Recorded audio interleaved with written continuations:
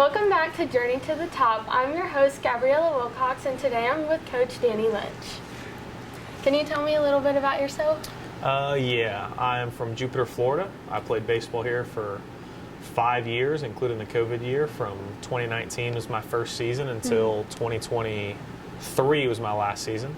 And last year I was a graduate assistant here, and now I moved on to a full-time role here. So it's How do you awesome. like the coaching so far? I've loved it so far. Good. It's awesome. So your brother played baseball here. Did that play a factor when you were coming to choose Southern Miss? Yeah, I mean, that played a huge factor. I was from Jupiter, Florida, and college baseball is not huge down there, so I really knew hardly anything about it. I knew I wanted to play. And then Tim, it was his only offer was Southern Miss, and he got it the spring of his senior year. So I knew nothing about Southern Miss until that must have been 2011 or 2012. And then we came here on a couple visits, and I just kind of fell in love with the place, and I knew this is where I wanted to be. Were you looking at any other schools too, or are you like set on Southern Miss? I was pretty set on Southern Miss. I mean, I had offers from other schools, but kind of once I got an offer from Southern Miss, there's no real decision-making that went into it. What was it like playing under Coach Barry? It was awesome. He's one of the best human beings you've ever met. People would come into the office that I would have never seen before, and he would know their name, he'd know their brother's name, he'd know their grandchildren's name. I mean, it was incredible, and one of the things that I really have thought about lately, we were talking about it the other day in the office, is I don't think I've ever heard him say a bad word about another person. Wow. He's just always positive, never said a bad word about another person. He That's seems kinda the very craziest thing. intentional. Yep. Yes. So your batting stance became known as Goat Yoga. Where did this come about? So I kind of started doing it in 2021 a little bit, just kind of to set my hips the way I wanted to set them up. And then it kind of became more drastic over the years. And finally somebody asked Coach Barry about it because it kind of became a thing on Twitter. And Coach Barry, for some reason, said it looks like I was doing goat yoga. I don't know what made him say that, but and from there it just kind of took off. Wow. Everybody, you know how Twitter is. Everybody loved it, and it took off, and that was fun for sure. So after you finished playing baseball, you went into coaching. Did you want to continue playing, or have you always wanted to be a coach? Yeah, of course I wanted to continue playing. I mean, I think every baseball player's dream is to play in the major leagues, and that was always mine. But you know, I wasn't really good enough to get the opportunity to play at the next level, and coaching was kind of I feel like my calling, what I really was meant to do. So it was kind of a no-brainer when Coach Oz had approached me going into my senior year if I wanted to continue working under him, and obviously I did. Wow. So since you've played with a couple of these guys before, how are you able to separate your friendship from like being a coach to them? It's difficult sometimes. You know, there's some guys that I've played with forever, like Carson Pato, that I played with for half his career.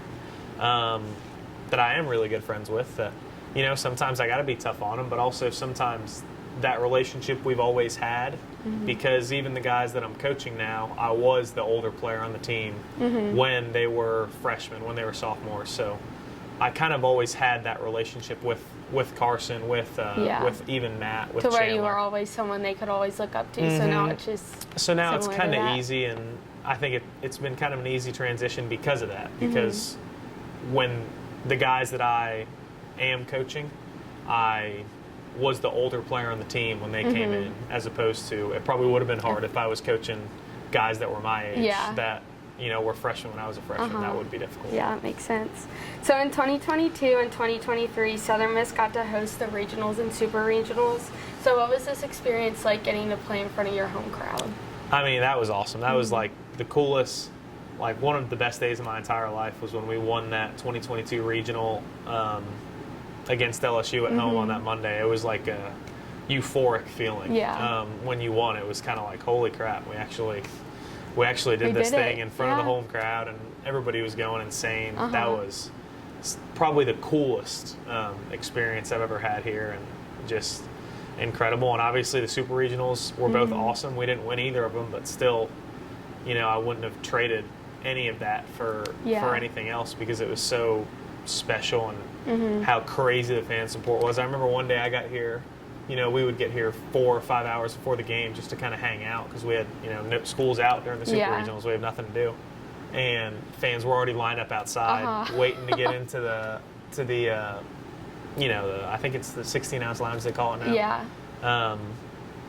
Because that's self-seating. They were waiting to and get it's in. hard That with was like really the special. limited seating too. So since the team's doing better, they're gonna have to add some more seating. Hopefully. Yep. What are your thoughts on the NIL and how it's going to affect mid-majors versus super conferences?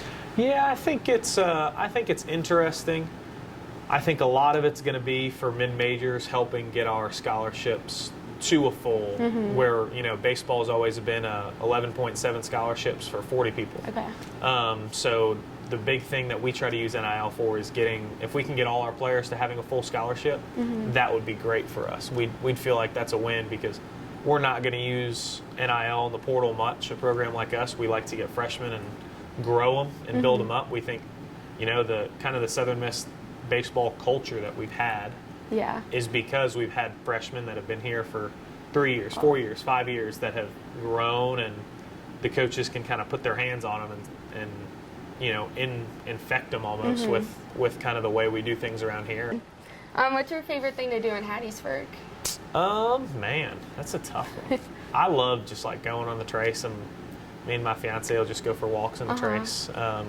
That's always a good time. I love going to Crescent City. That's like my favorite spot for dinner. That and Glory Bound are my two favorite spots. Yep, both are really good. That's always fun. I'd say those are probably my two biggest things. Well, thank you so much for joining us. Southern Miss to the top.